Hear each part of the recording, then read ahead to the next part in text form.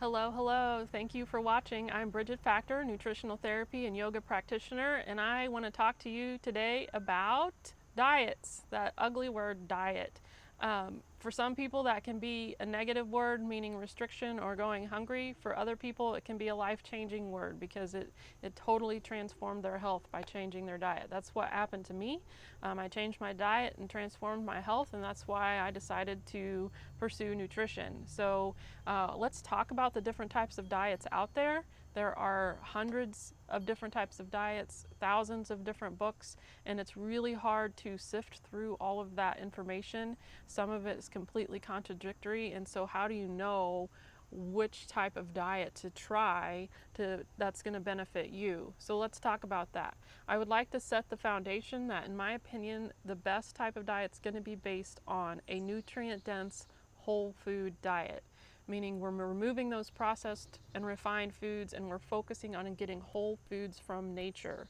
And the first diet I want to talk to you today is called the paleo diet. This is the diet that I tried that totally transformed my health and totally opened my mind up to thinking about nutrition in a different way and really digging into the literature to study nutrition. The paleo diet is based on this idea that our ancestors ate what they could gather or hunt before the agricultural revolution. So the paleo diet focuses on eating meats and animal products and vegetables and fruits and nuts and seeds. The paleo diet excludes grains, dairy, and legumes, just based on the idea that that's not what we evolved to eat. So the paleo diet was transforming for me because it's how I discovered what foods were negatively affecting me. It doesn't mean everybody has to eat the paleo diet. Another version of the paleo diet is called the primal diet, and the primal diet includes dairy in their recommendations, or can include it as part of the diet. There is also the WAP diet, which you may be wondering, what is WAP? WAP stands for Weston A. Price.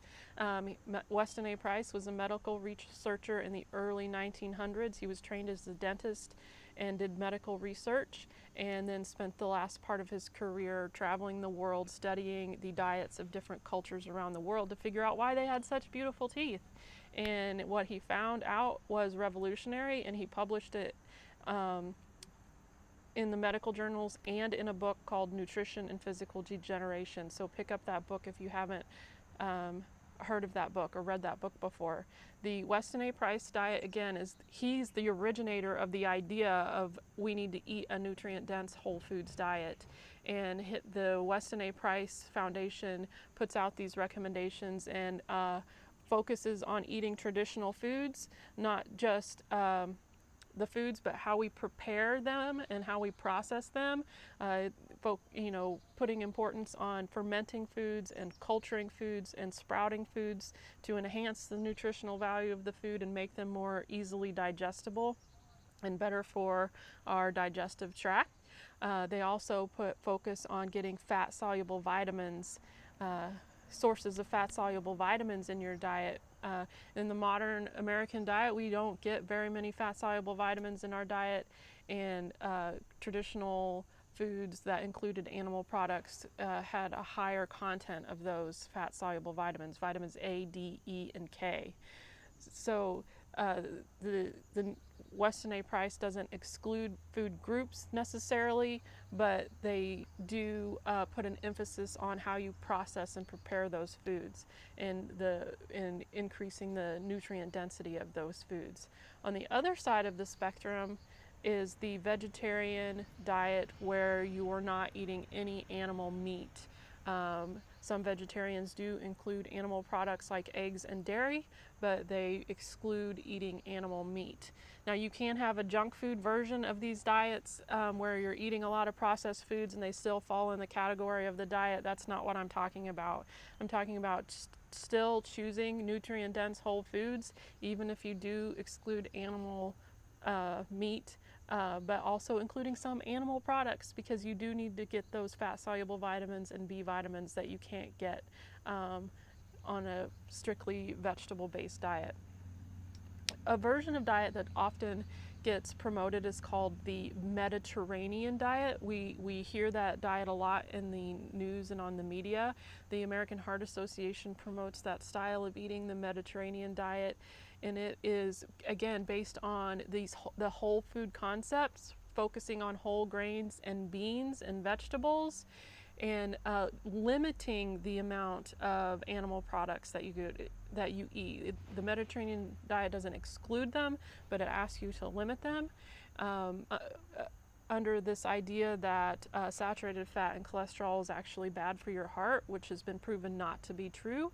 And it's funny when, not funny, but in a research study where they've compared the paleo diet to the Mediterranean diet head to head to measure these heart disease markers, they found that the paleo diet outperformed the Mediterranean diet, meaning that the paleo diet improved these heart disease markers much more than the Mediterranean diet did. So I'm just going to throw that out there. You can look that up and research it yourself.